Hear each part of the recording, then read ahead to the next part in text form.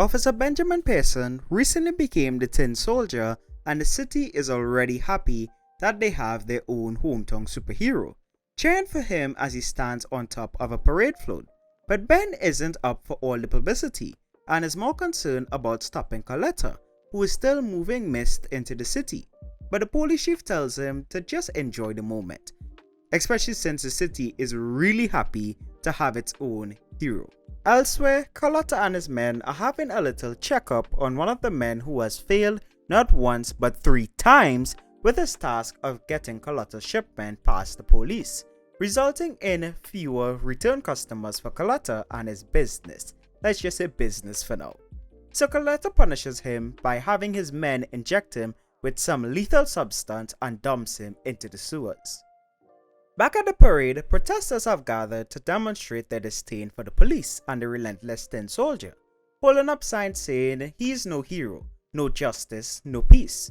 All police within the area have been radioed that a riot has started on South Market Avenue, where 3 individuals look on from the sidelines. Seeing that the rioters have gotten violent, they think about how they can stop them, as each of them have superpowers. Using their powers, they hold the rioters in place from continuing to cause any more damage.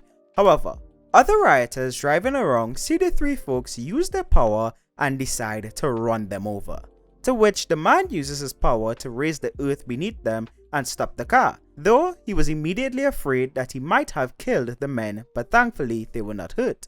Ben and the rest of the police force arrives just in time to assess the situation and commends them for helping out and even takes a photo with them. As the rest of the police free the rioters from the vine trap the woman placed over them in her attempt to stop them from causing more damage.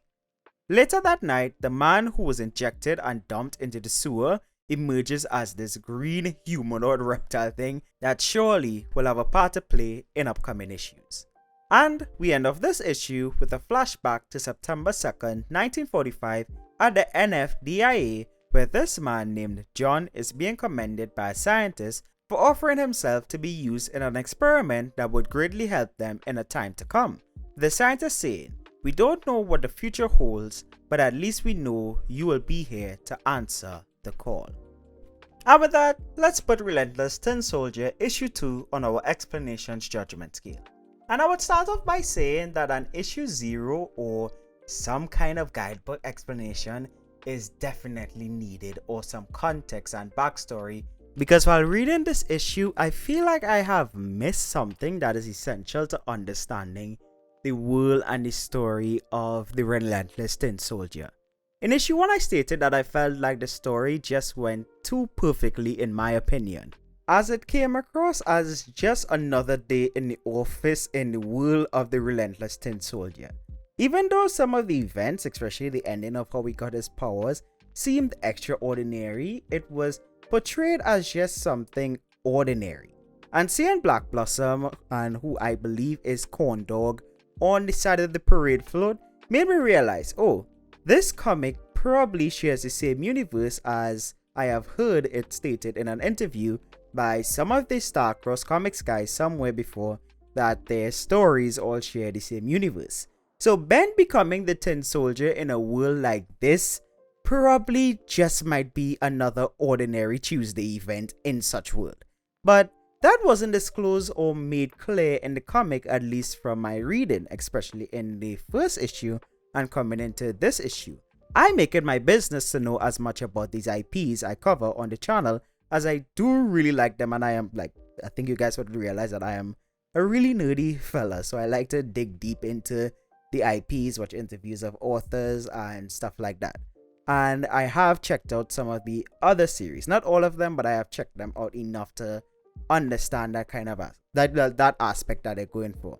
But I don't think the ordinary person who is not that deep into it or haven't deep dive into it into other series would be able to pick up on it, and that is one of my gripes with the series so far.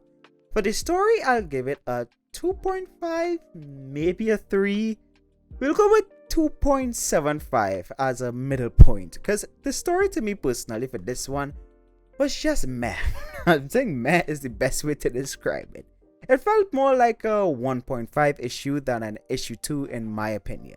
The story breakdown section is actually the shortest script I have ever typed on the channel because the comic was just that short, at least when it comes to dialogue, but the story was just, it was meh, I guess is the best way to put it, particularly the rioters aspect, which is why I feel like I need a issue 0 to really grasp what is going on in the world of the Relentless Tin Soldier. Still love that name, by the way.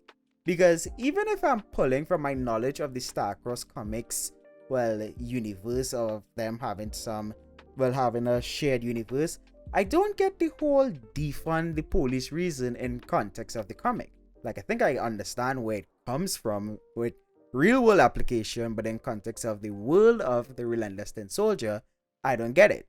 Like, in issue 1, they did show that the police are corrupt, but the way it was framed and presented to us was more like, here's some special information to the reader that isn't actually direct public knowledge on information within the fictional world of the Relentless Tin Soldier. It isn't public information known to the masses. It's more like an underhand thing. Here's some context for the reader. The 1945 flashback for sure is a point of interest that hopefully will be expounded upon and bring more clarity into the world of Tin Soldier in the future, because it left suspense, but not the intrigue kind of suspense, but more the kind of I want to know more because I am a bit confused and needed to be cleared up. And I hope we will see that cleared up and stuff in issue 3. As despite what I said, I do look forward to it, as I do believe the story has a really cool concept, but the execution for me so far just isn't sticking the landing for me personally.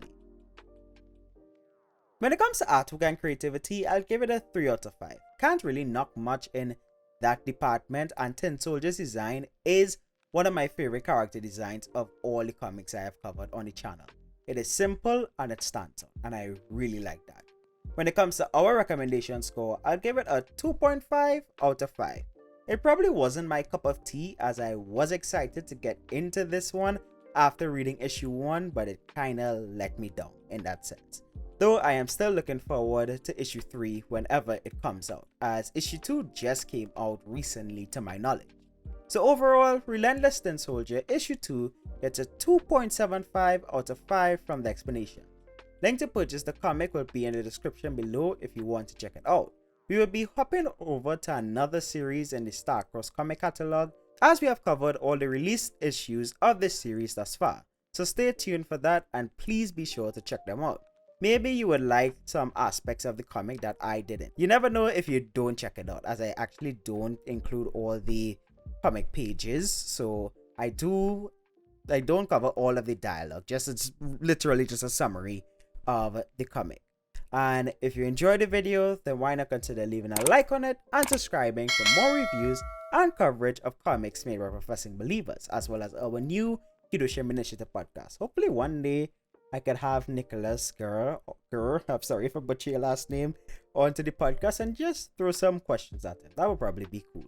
I mean, my goal is to eventually get all the authors and stuff to have an interview with us on the Hiroshima Initiative podcast. I know I am sort of critiquing his series a lot in this review, but I really do like what the guys at Star-Crossed Comics are doing, and just some clarification on that. I think that might be nice to do. Just some clarification on this series. I do like the art style, the character design, the look of Tin Soldier, but just the story isn't quite hitting that nail on the head for me.